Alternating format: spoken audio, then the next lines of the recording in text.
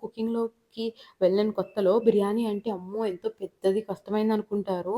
మా ఫ్రెండ్స్ కూడా చాలామందన్నారన్నమాట. అబ్బా! బిర్యానీ చాలా టైం తీసుకుంటదని. కానీ బిర్యానీ ఈజీ అబ్బా! వెజ్ బిర్యానీ చాలా సింపుల్. కూరగాయలుంటే కూరగాయలేస్తాం, లేకపోతే ఆనియన్, గ్రీన్ చిల్లీ చాలు. బిర్యానీ స్పైసెస్ ఉంటాయి గదండీ! షాజీరా, లవంగాలు, దాల్చిన చెక్క.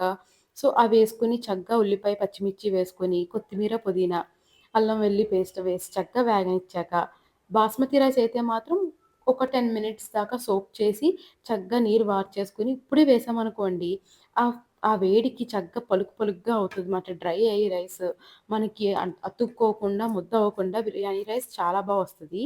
అండ్ ఇంకొక టిప్ ఏంటో తెలుసా? ఎప్పుడు కూడా వేడి నీళ్ళేసుకోవాలండి బాస్మతి రైస్‌కైతే.